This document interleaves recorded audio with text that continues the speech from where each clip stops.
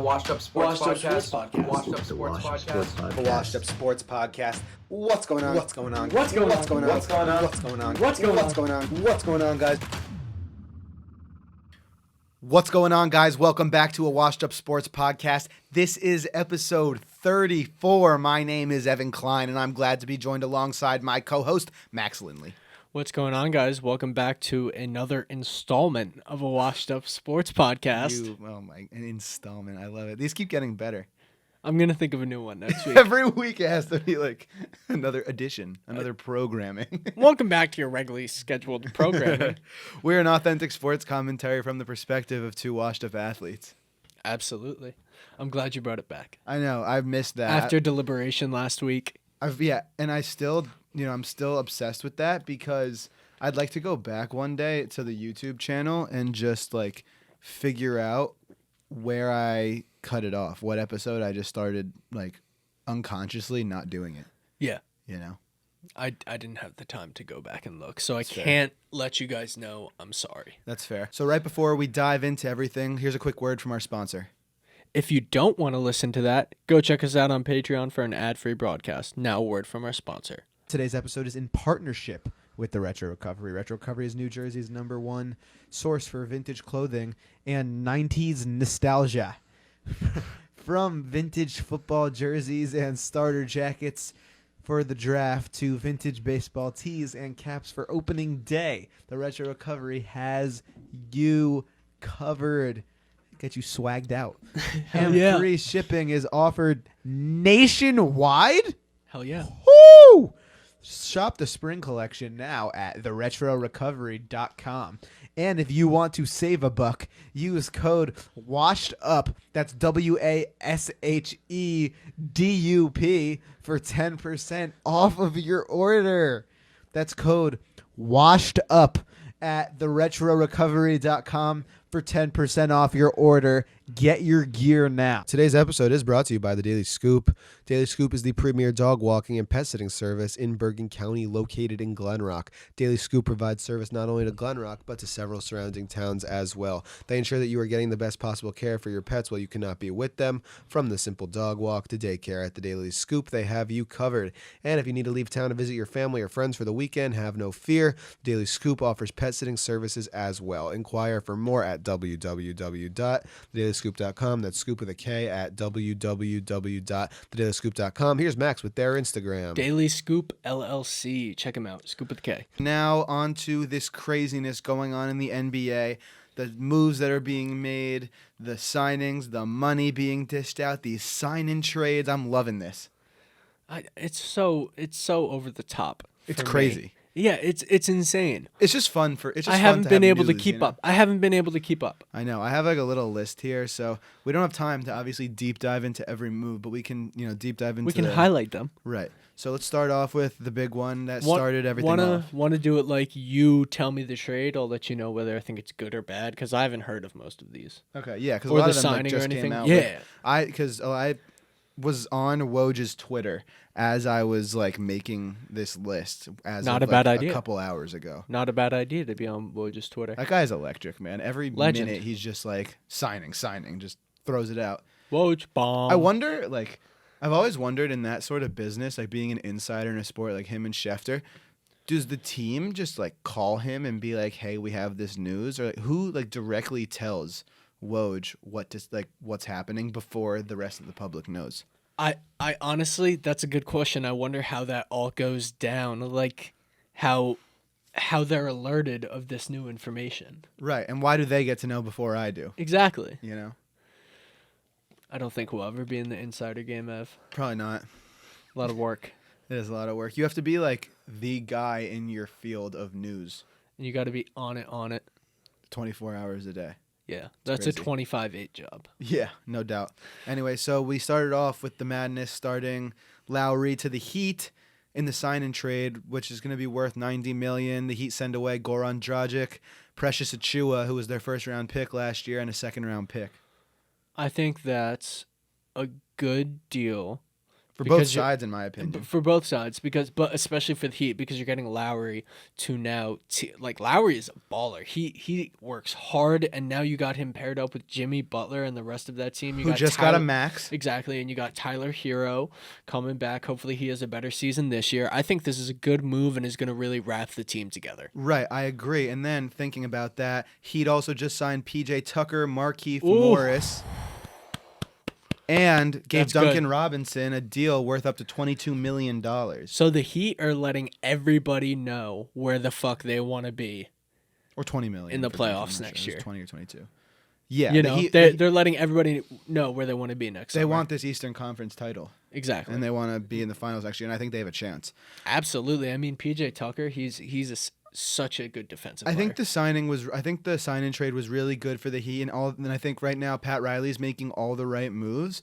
But the thing is, for me, I was a little upset to see Achua go, just because I think he has so much room to grow, and I mean, you obviously have to give up something for Kyle Lowry, but he had Bam wasn't Bam his rookie year, and Achua's numbers I think were better than Bam's rookie year, and then look what Bam became in that Heat system. So I'm a little skeptical about Precious going, but I think it's still a no-brainer, and you got to take Lowry. Yeah, I think you got to take Lowry. Absolutely. This is the one that I did see. Lonzo Ball to the Bulls. Dude, I like that. How much did he get paid? He made a lot. I'm pretty sure he got 80 something. Let me check. I'm pretty Boy sure got his bag. 87. Lonzo Ball contract, $85 million, 4 years, Jeez. 4-year, $85 million offer sheet from the Chicago Bulls. Gets his bag. But Good for him. Good the for him. Chicago Bulls aren't done. No? Who else they signed? As of just now, Bulls sign and trade for DeMar DeRozan. Wow. Who else do they have on their team? Break Zach it down for me. LaVine, Yep, Kobe yep. White, Yeah. Oh, yeah. Lowry Markkanen. So you think they're going to be the next up next year? No, they still might not even be good, to be honest. I think there's a chance. I think they're gonna be better than they were this year because they sucked. But I think they'll be okay. But they're taking all the right steps. Yeah. I want to see what they got for this sign-in trade for DeRozan. Let me look at this real quick. This is interesting. I think it's a great move. All right, so they're finalizing a sign-in trade, and in return, they will be getting Thad Young, a future first-round pick, and 2 second-round picks. Gotcha. I like that move for the Bulls. I think that's a good deal. Absolutely. And then, And you get DeMar DeRozan. yeah, you get DeMar DeRozan, who's always been looking for the right team. Yeah. Ever since those days back with Lowry in the 6. Yeah.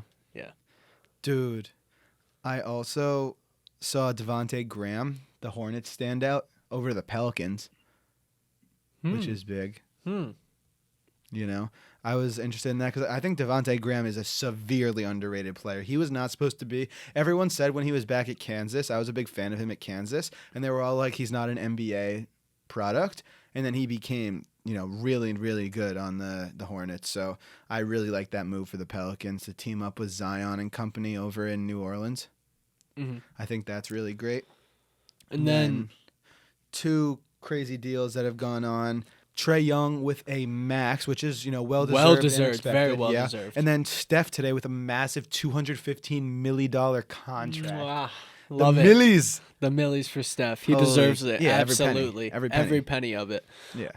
That's the guy. Steph is one of those. There's a very small list of players who, in the NBA, who have there's a number of dollars, and whatever it is, you just throw the money at them. Yeah. Until they stay with your team. There's maybe 5 or 6. Yeah, exactly. And then, really, really funny move that made me laugh today was Drummond to the Sixers. Drummond to the Sixers. Yeah. Love it. I think Drummond's done, dude. I don't know. I think they'll find a place for him. they If didn't not- find a place if for him not, on the he'll just be a Lakers. camp body. I don't know. The one I wanted to touch on, you said Lakers. Melo to the Lakers, finally going to get to play with LeBron. That's going to be good chemistry right there. I don't know how much good ball Carmelo has left in him, but whatever it is, it's going to be fun to watch. That's for sure. Especially with LeBron and Westbrook and Davis. This is a squad. Yeah. And now while we're talking about the Lakers, so we said before how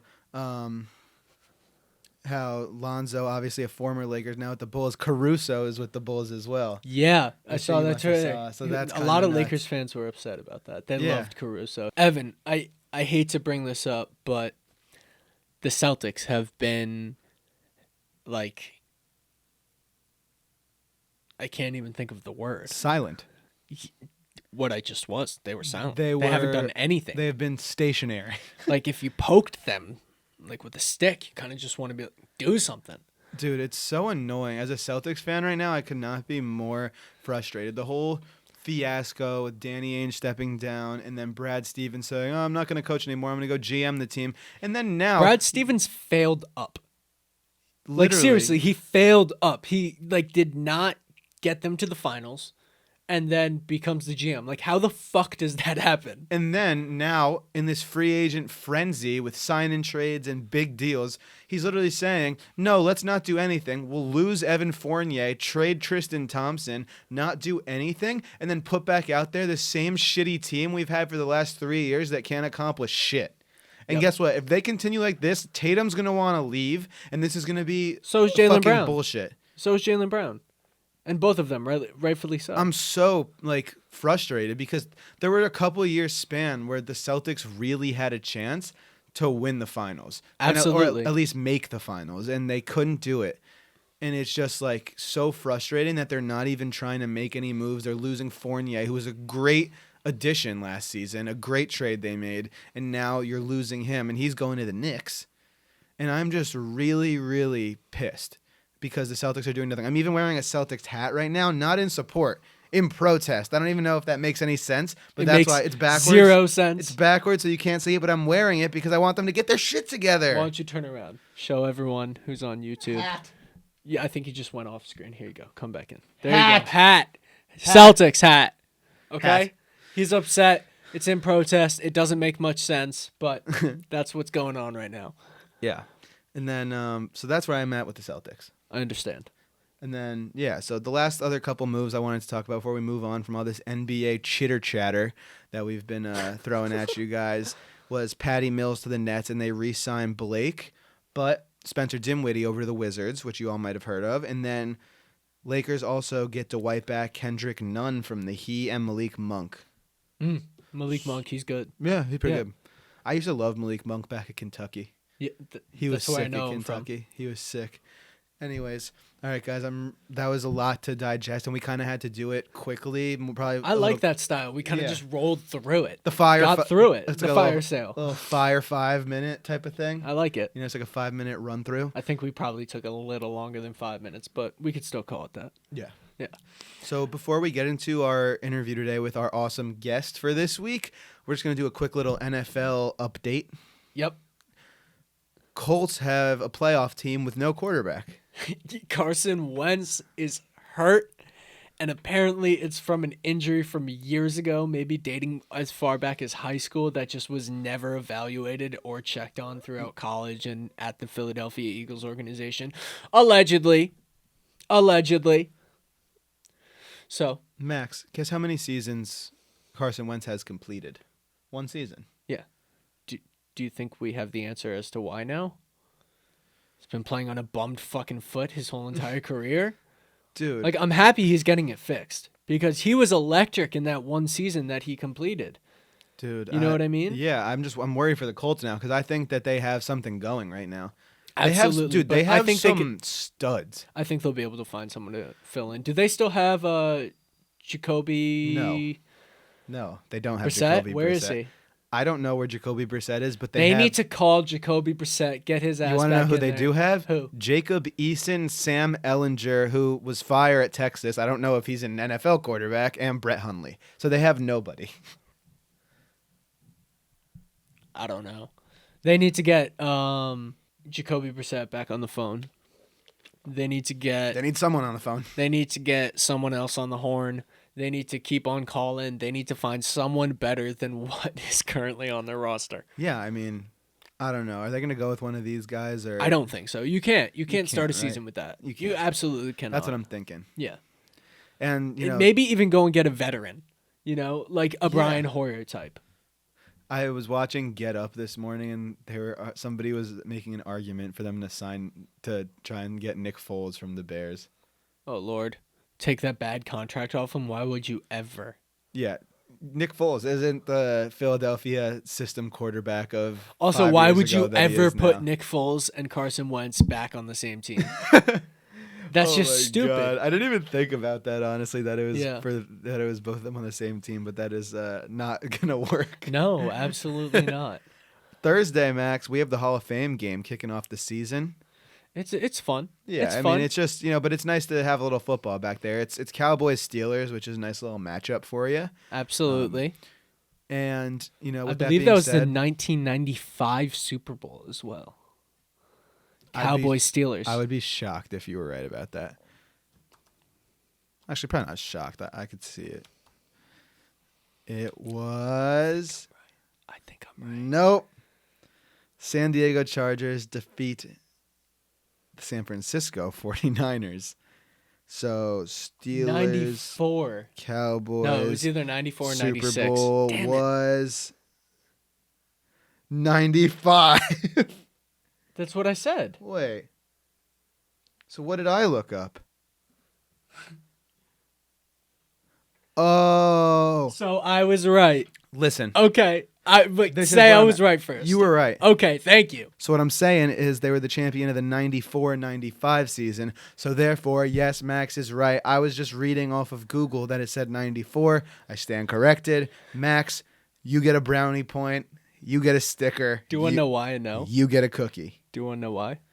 Why do you know? I sold a sweatshirt at the Flea this weekend. Oh. 1995 Super Bowl sweatshirt. Nice. So I was almost positive.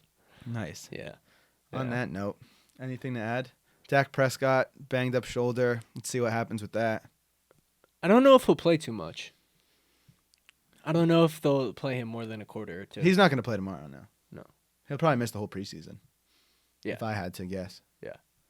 So, Yeah. shoulder soreness. So Yeah, I mean, he's rehabbing. he can't stay healthy right now. So, Yeah, he'll be back. yeah. I Mark think he my will be. words, he'll be back. I agree. All right. So this week's guest is a great one. Evan, why don't you break it down? Yeah, this week's interview is with a friend of the program, Absolute friend of the program. Annaliese Kehm of Notre Dame women's rowing. Some ACC rowing for you right there. Absolutely. So we're super stoked to have her on, and let's get to the interview. We are now happy to be joined by friend of mine and friend of the program, Annaliese Kehm of women's rowing at Notre Dame University. Annaliese, thank you so much for coming on the show today. Thanks for having me finally. I've been waiting for this moment. This is the moment we've all been waiting for. The post we posted got a lot of love too, so you got a lot of people who are excited to hear you on the show. My friends are quite the support staff. Yes. So we're going to jump right into the interview. So obviously you're a part of the women's rowing team over at Notre Dame. So I wanted to ask, rowing's kind of a sport that, a lot of people may not have seen it before, on television or be so familiar with it. Tell me how you originally got into rowing and, where did you start off? What drew you to that? Yeah, so in high school, I played a lot of sports, and growing up, I played a lot of sports, and I spent a lot of time around the water, and I loved to swim, and I worked at our local pool. But then I started specializing in high school, and I was mostly just playing soccer and basketball year round.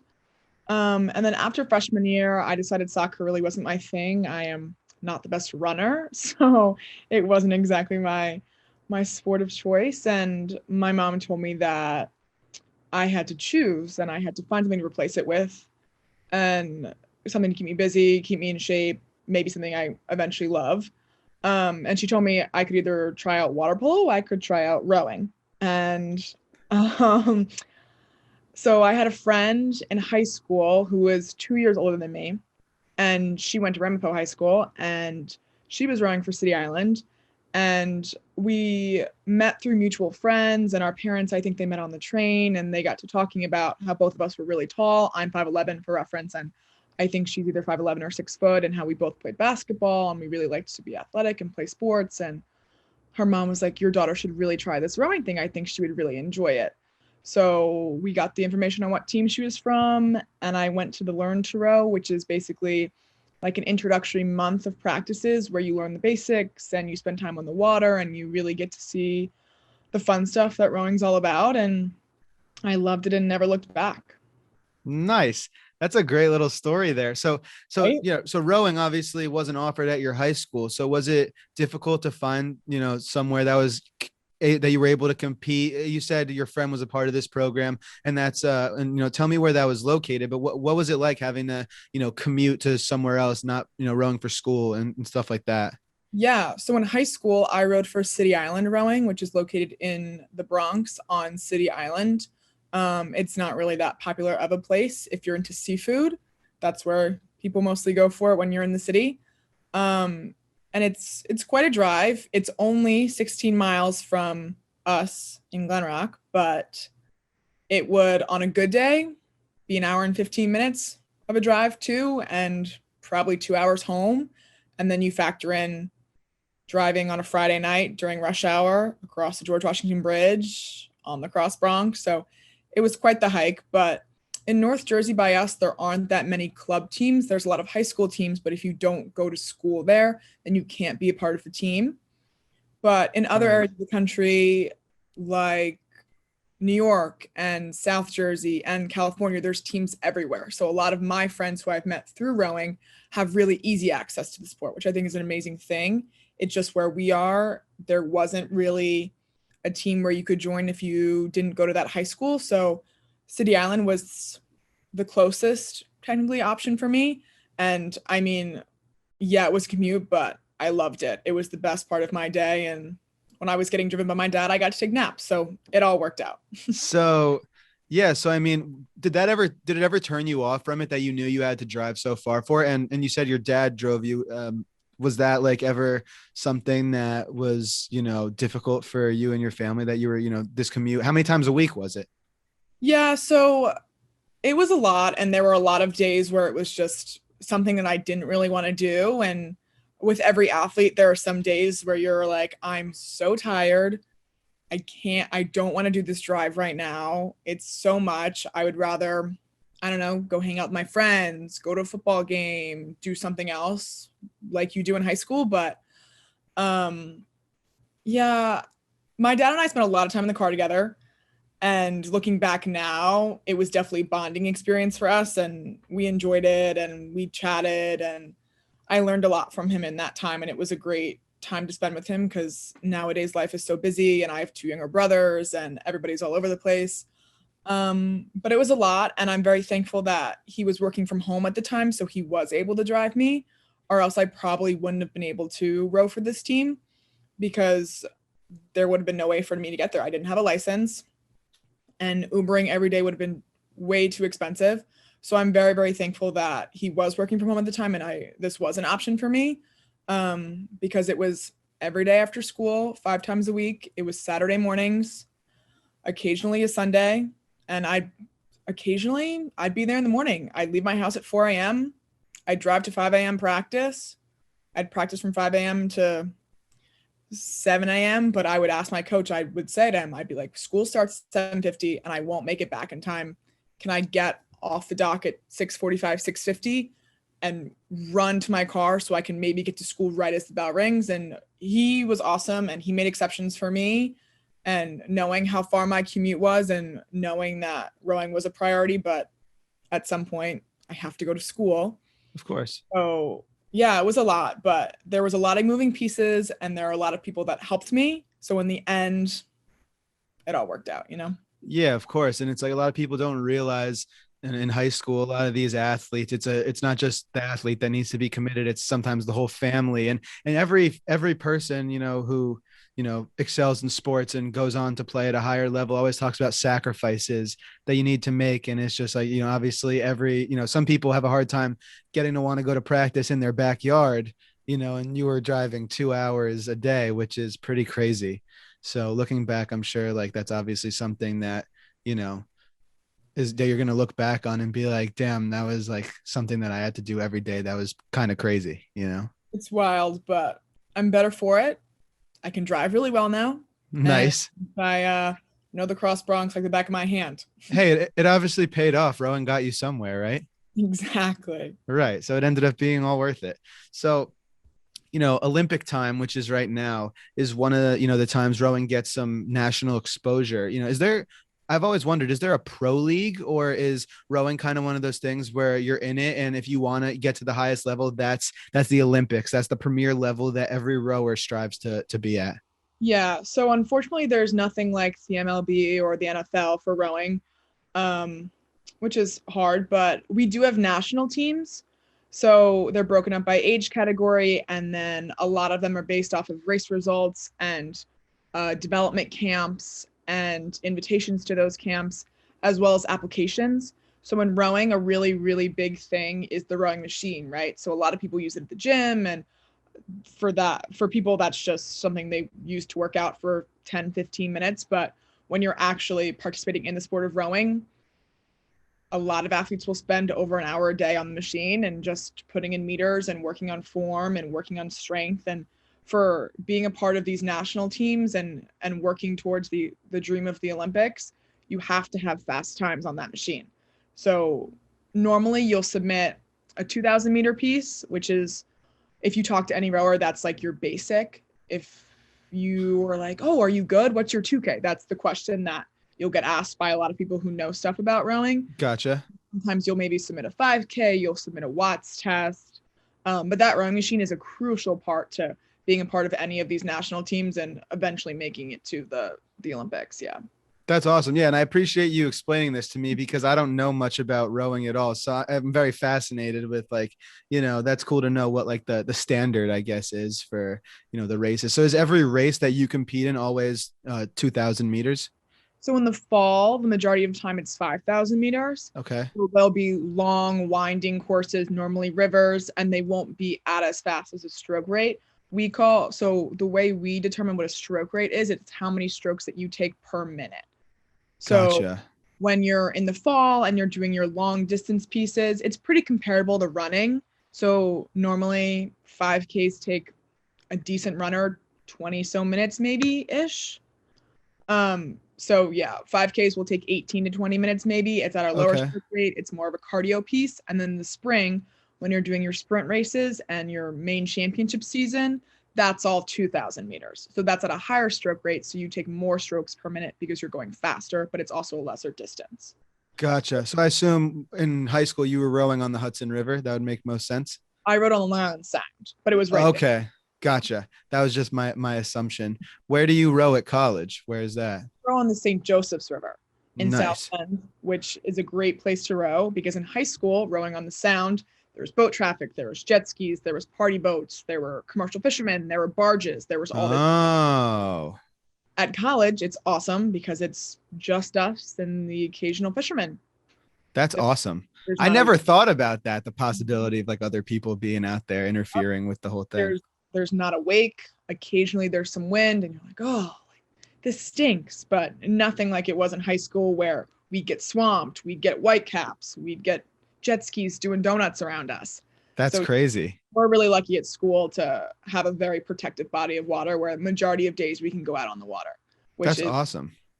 like every other place. So it's awesome. Wow. So before I ask you a little more about Notre Dame, I want to know what about rowing. So you said, you started and you fell in love with it. What about it? What did you fall in love with about the sport? What was it? The people? Was it, just like the sport itself? So my high school coach used to say that rowing is the ultimate team sport, right? So some people are like, well, that doesn't make any sense. But when you think about it, in every other sport, if you're standing out, you're normally the best player, right? So if you're playing basketball and you're hitting every shot and you're standing out and everyone's like, wow, that kid's really good, you're normally the best player. When you're playing soccer, you're scoring all the goals. Everyone's like, wow, that kid's standing out, therefore they are the best player, right? But in rowing, if you're in a team boat and you're standing out, you're doing it wrong. Which, yeah, is also very I like that. Yeah. So what I love the most was the camaraderie and the team and the we're all working for the same goal aspect. Because in a lot of other sports, you can get really intercompetitive between your teammates, fighting for spots and fighting for positions and who gets the ball and who gets to score the winning goal. And I like that too. I played basketball forever and that was awesome.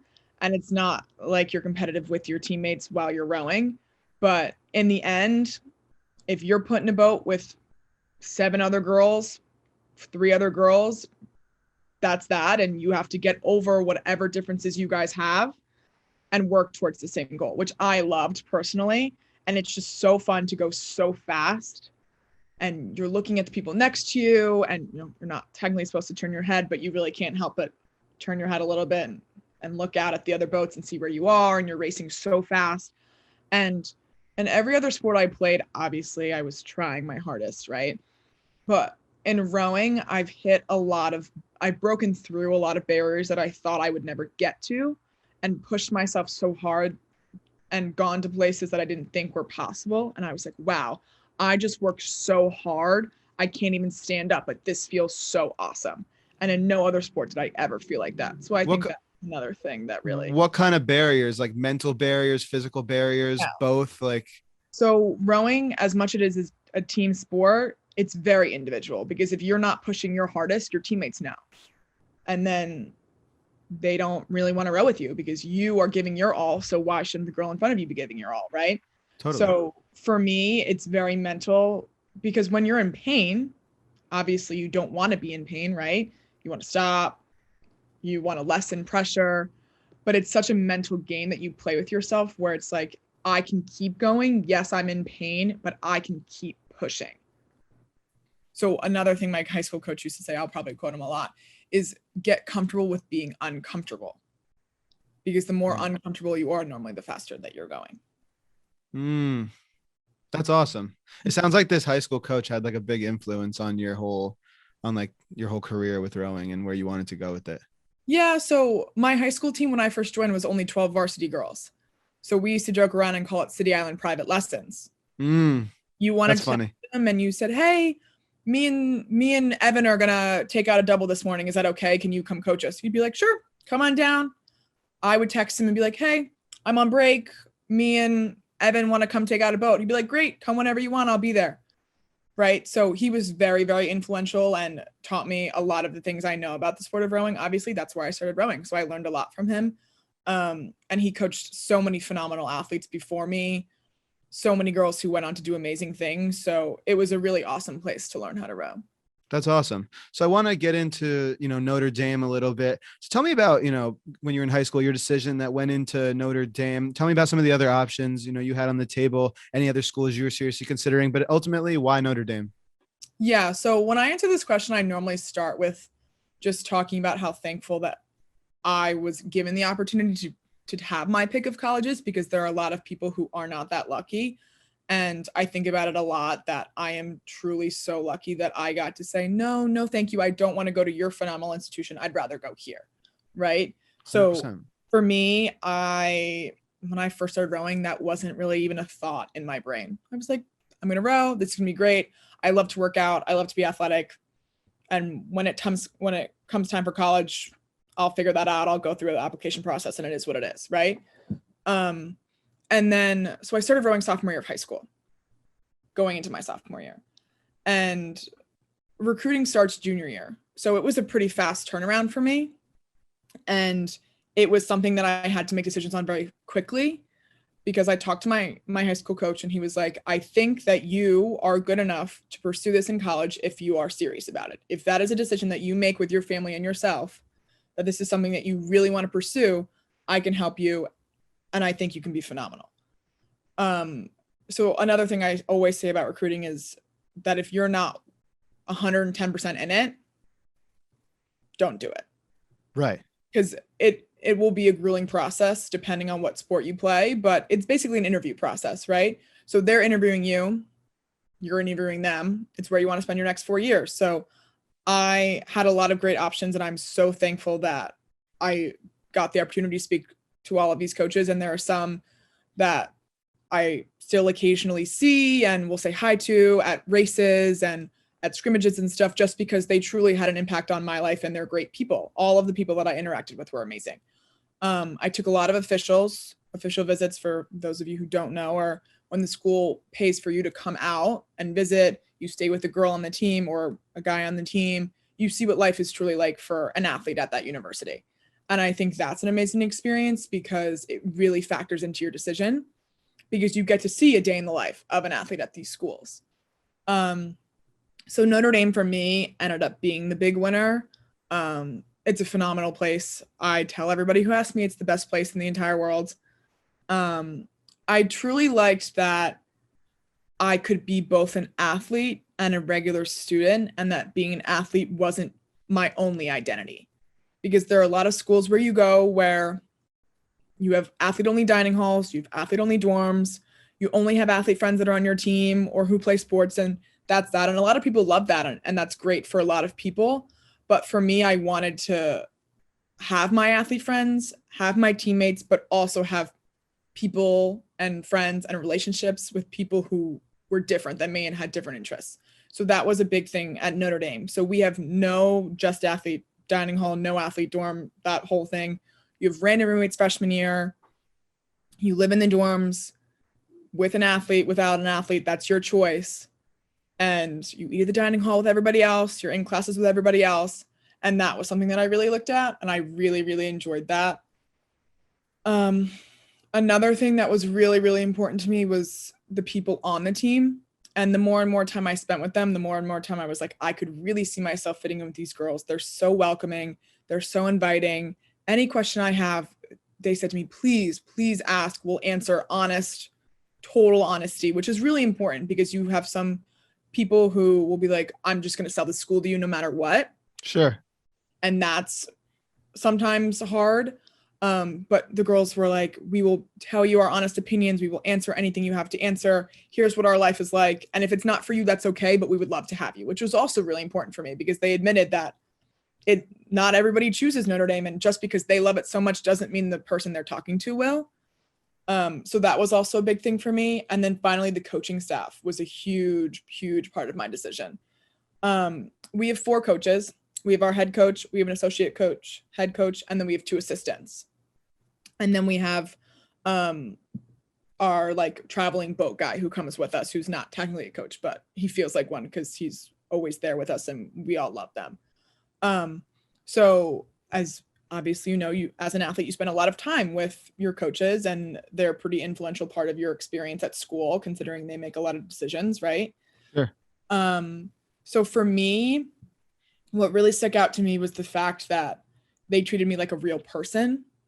So on holidays, they text me, hey, Annaliese, Merry Christmas. Tell your family we say hello and wish them health in the new year. Just stuff like that.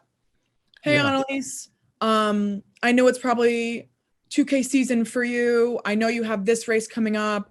I know you are having hard practices. Just want to let you know that we're wishing you luck and we'll be watching and we'll be cheering for you. Just like small things like that, that realistically you don't think makes that much of a difference.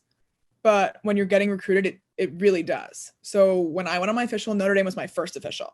And I took all 5 of them. I took Notre Dame first in early September. I didn't make my decision until October. So normally that's quite the waiting process for them. The whole time, hey, just want to let you know we're still here. Your spot's still here. We would love to have you. Take the rest of your officials, please. Don't feel stressed. If you have any more questions, call us. We'll talk to your parents if they have them. Just reach out and let us know. And for me, that was really, really important to me that they were there for me, not only as a student athlete, but also as a real, genuine person. That's awesome. That's really great. So, they made it a lot easier for you clearly, which is awesome. Before I get to my next question, I was, kind of wondering, looking back to, some of the stuff I was asking before it kind of, came to me. I'm curious, was it ever hard for you? Like, obviously the commute you had in high school was, super, you had to be super committed. And then obviously as a college, Division I athlete, you have to be super committed. Was it ever hard for you to like, like people are hanging out wherever, like people are doing whatever. Was it ever hard for you to like miss out on things and like know that you had to be 110% committed and like see, the big goal ahead? Because a lot of like high school athletes have a hard time seeing the big goal and just want to, go out with friends and do stuff. Was that ever a challenge that you faced, or was it always just like eye on the prize for you? No. That was a really big struggle for me, especially in high school. I was the only person in our town that was rowing. So there was no one that I could truly relate to when I was talking about these things, or when I came to school in my sweaty practice clothes, or when I had to leave things early, when I couldn't hang out, or when I couldn't go away with my friends because I was racing that weekend, things like that. It was really a big struggle for me. Just because it was just me and no one truly understood what I was doing. Definitely. Yeah. Yeah. So as a 15, 16-year-old kid, all you want to do is hang out with your friends and do what all the cool kids are doing. And That's why I asked, because I feel like if I was in that position, I would like, there's always like that, kind of feeling, I feel like, where it's like, I want to do everything. How do you do everything? And it's sometimes hard and you have to make different sacrifices. So there I were a figured it lot was of worth days asking. where I'd be at home, my friends would be out, I'd have practice in the morning, I'd have a race the next day, I'd miss something because I'd be away racing, and I would just sob and be so upset. And my mom would be like, just, you love what you're doing. And I'd be like, I know I love what I'm doing. I just want to, which is totally understandable because I'm 15, 16 years old. Like, that's just what you wanted to do. Right. As a young kid, I was thinking that has to be hard. Yeah. But now I look back and I was like, did I really miss something so huge by not hanging out with my friends one night? No, you missed nothing realistically, No. but And I love what I'm doing. And obviously it got me to places I never thought would be imaginable. So there's that plus, but just it genuinely makes me happy. So at some point I really sat down and thought to myself, am I really making sacrifices? No, I truly enjoy this. This is what I want to be doing. And my teammates are some of my best friends also. So it's not like I'm miserable and not hanging out with anybody I want to be with and all that. And at some point I said to myself, this is worth it. You love what you're doing. You're having a blast and you're having so many experiences and doing so many things and going to so many places that a lot of kids don't have the opportunity to. And you're genuinely lucky. So you have to think about that instead of oh, my friends are going to this party. I really wish I was going. Right. And in high school, in college, it's different because I live with one of my best friends and she's also one of my teammates. So I have 6 roommates total, but only 2 of us are athletes. Gotcha. Right. So I love that because I get to be friends. Like I was saying, I get to be friends with people who don't play sports. I get to broaden my horizons, and all of my roommates are amazing people. They really are. They're truly great people. But if me and my teammate are dry or we can't go out or we have a race or we're missing something big, it's okay because we're doing it together. Totally. Where it's not like all of my friends are going out. I'm really upset. It's, the 2 of us we'll just stay in. We'll watch a movie. You guys have fun. Let us know how it goes. But this is just what our life is. And at some point, it's like, if you have to stay in on one Friday night, it's not going to kill you. Right. Of course. A lot of people struggle. A lot of, young athletes struggle to see that side of it. So I figured it was worth asking because a lot of people do have like a lot of, issues with that and really want to try to do everything. So I figured it was worth asking how your experience was with that. It's not easy, but yeah, of course. Once you do it and then you look back, you realize that everything was really worth it. Of course. You have to look at the bigger picture. So just the last few questions I have, just walk me through a quick, typical day as a Notre Dame rower, what a day looks like for you. Yeah. So I know rowing is really notorious for having really early wake ups and stuff, but our coaches really prioritize academics at Notre Dame, which was another really important thing for me. Because like I said earlier, there is no pro rowing. I'm not going to get drafted into the NBA. I'm not going to the NFL. When I graduate, I have to use my brain. I have to get a job, and that's why I'm going to college in the first place, obviously, which is why the majority of people do. But it's not like I'm going to get drafted for my sport, right? Mm-hmm. So at school, they really do prioritize academics, which is awesome. We have a lot of aid. We have tutors and we have academic advisors and we have people helping us plan our classes. And if I have a question, I can just text my advisor and be like, hey, I'm confused about the difference between these 2 classes. Can you help me? And it's response like that instead of going through like guidance and advisors and all that stuff at school. So we only left twice a week. It's in the mornings, which is I have to wake up at 6:30 twice a week, but you get over it.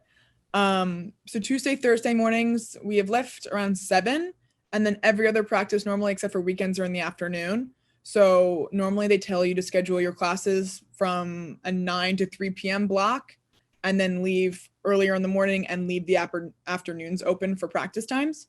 So I'll schedule my 3 to 4 classes a day between 9 and 3. And then Tuesday, Thursday, we'll have lift in the morning before that, shower in the locker room, go to class. You have maybe 3 classes. You find some time to get lunch in there. You go to your classes. And then normally I try to finish before 3 because I don't like to rush in the locker room. But if there's a class you have to take and it ends at 3, that's the way it is. Right. And also really, really welcoming about if there's a class that is required for your major and you have to take it and the only time is 4:30 to 7, then you're going to take it and you're just going to do your practice at a different time during the day. You're going to sit on the erg for an hour and a half, do the workout. You're still going to do it, but you're going to prioritize your school and you prioritize your education and you're going to take that class. Gotcha. Right? Which is another awesome thing. But yeah, so you take classes till around 3 o'clock and then practice is normally 4:30 to 6:30 or 4 to 6:30, depending on the day. And then you're done. You go home, shower, do your homework, eat dinner in whatever order you choose to do so. And then you wake up and do it again the next day. And then Saturdays we'll normally do our long practices. So those are normally 9 to 1 ish. That's pretty long. Yeah, we'll do a lot of work on the weekends. And then Sunday afternoons we'll do practice from 3 to 5 maybe, because NCAA regulations, you have to have 1 day off a week. So for our coaches, they thought realistically what would be best for us as students would to have a day in the week off. So we have every Wednesday off. That's our NCAA classified day off. Gotcha. Because people work on Wednesdays, right? So you'll have time to go to office hours. You'll have time to meet with advisors. You'll have time to meet with professors. They'll be on campus and they'll be at school. So you have that Wednesday to catch up on your work, to catch up on your meetings, and to meet with professors and such that you wouldn't be able to meet with, let's say, on a Sunday if they gave us a Sunday off. Gotcha. Yeah. Makes sense. So wrapping up things, my last question for you that I have is, we ask a lot of our guests this, if there was a younger girl who wanted to row Division I and, do something similar to what you're doing, what's one piece of advice that you'd give them to accomplish that goal? Probably it would have to be to stay internal. There will be a lot of people that say a lot of things and have a lot of opinions on how you should live your life and what you should do. But in the end, it's your life and you have to live it. And if it's something that you really love and it's something that really matters to you, then you should pursue whatever you want to do. That's a good answer. I like that answer. Thank you. Absolutely. All right, Annaliese. It was a real pleasure having you on the show today. It was great to learn a little bit about you and what you're doing right now. So thank you so much for coming on the show. Appreciate it. Thank you so much for having me. I had fun. This is great. Great. Yes, very fun. All right. Thanks. All right, guys. Welcome back from the interview. Hope you enjoyed that. Shouts to Annaliese for an awesome interview. Thank you, Great Annaliese, for guest. coming on. Yes, that was a lot of fun. Absolutely. So we're going to, on that note, talking about rowing, which is an Olympic sport. We're going to talk a little bit about the Olympics, what's been going on. It's a good Simone segue. Biles. It's a good segue. Good segue. Thanks. Yeah. I thought Simone about Biles. that. Simone Biles comes back and takes bronze, which is very fire. Very fire. Admirable. Great for her. Admirable. Absolutely. Yeah. And a feel-good story, I feel like. Sure. You know what I absolutely. mean? A Absolutely. feel-good story. Just She makes you needed a feel minute. good. She took a minute, and which, if you need a minute, that's, totally all right. And she did. And then now, she said, ready to fire. And she came back and won a medal. That shows how important it could be to just take a step away and take a breath so you can come back and be your best. You know what I mean? When you're ready. And she, Yeah. she was ready pretty quick, but not everyone might not be ready pretty quick. So it's just it's a how you're feeling type of thing. So And props to just her. not to get off topic, but this goes to life too, if you need a minute, just take it. I'm not Yeah, kidding. dude. No, If it's you need a I minute, know. take a minute. It's just funny how you're just and for life, No, it's true though. on our Like, sports podcast, we're talking, bigger picture right Yeah, now. no, but if you need a Which is minute, nice. take a minute. That's a Sure. good thing to say. I like that. Right. I just wanted to point that out. Right, I'm with that. So let's get back to the medals as you were talking. U.S. leads in total medals, but behind China in the golds. Yeah. I always thought the medal count was just a little almost like a a measuring contest. Like, it's so stupid. You know what I mean? I mean, you want to win the most. I'm gonna censor that out. That was just like a beep. Yeah. That was funny. That was a Yeah. good. That was good. Yeah, I mean, I think it's like, we want to be the best, but it's like if you're obviously you want to be the best. It's win just the like Olympics. no. I'm more talking about how like NBC Sports shows it every time at a commercial break. They're like, every time an event ends, they're like, oh, and now United States is just leading China by 2 in gold medals because they crossed because they won one fucking bobsled or whatever it was. You know what I mean? It's just like it's totally. That shit is obviously bound to change like every 10 minutes. Exactly. So I guess I understand where you're coming from. Yeah. I didn't mean that in an offensive way at all. I mean that was like, funny. That was funny. I like that. But basketball. Yeah. U.S. beat Spain today. Tuesday. Smacked them. Yep. Had a good game. Let's roll. Let's roll USA basketball. Time to pick it up. Let's go. We're on a roll. Let's go, let's go still get that. Let's get that medal. Come on. Let's get that money. So I love that. Luka is so good. He's just carrying a country on his back right now. Yeah, Slovenia. I mean, don't sleep. They have some good shooters. Oh, they're lights out. Dude, shooting, the Euro shooters have always been crazy, bro. Like that's like their shit. Yeah. I saw this one pass. Check it out on our Instagram. We posted it there. It's really sick. No look pass. Yeah, to open guy in the corner. They're so good. Dude, that's like and that's like such a staple of like a good staple of European basketball. One of the things and just Luka's game. Yeah, one of the things I love about European basketball is the way I feel like they're a lot more oriented around sharing the ball, finding an open man, and just bang 3-point shooting. Yeah.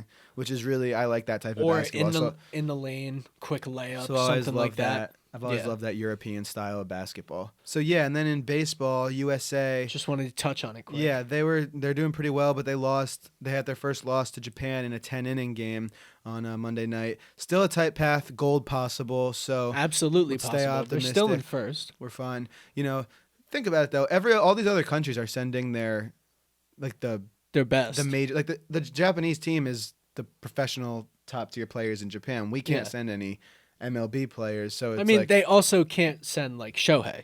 You know what I mean? Because Shohei's playing in the MLB. Just to be fair. Right. I'm just playing like. I'm playing devil's advocate. Yeah, I'm playing USA advocate. And I guess I'm playing Japan's devil's advocate. I'm saying I wish we could send all the guys, but we still have a good roster. Absolutely. College kids and minor leaguers type thing. Yeah. So, go USA in baseball. And isn't Todd Frazier? Is that his name? Oh yeah. Isn't he having like a pretty good World Series? I think he's doing all right. Pretty sure he's like you mean leading Olympics? the World Series, Olympics. Yes. A pretty good World Olympics. Series. Pretty good Olympics. Yeah. Any closing words? No. We got merch. Buy some merch. Follow the Instagram. Subscribe to the YouTube. Yep. Check out Patreon in the bio. Twitter and TikTok. Twitter, TikTok, Instagram, all that good stuff. Instagram Reels going crazy. Yeah, we got a funny ass podcast coming out over the next couple weeks. I don't know when it's gonna drop, but very funny. Very funny. Yeah, a little side thing we're doing just for fun. Little impromptu type of little short things. Yeah. We'll figure it out. But we always do, Max. We've got some fun stuff on the way. Yes, sir. All right, guys. Peace out. Hey guys, thanks for watching. Be sure to like and subscribe. Follow us on Instagram, Twitter, TikTok. You know the whole deal. Check out our latest episode here if you want. And please consider subscribing on Patreon. It helps us out a lot. Thanks, guys.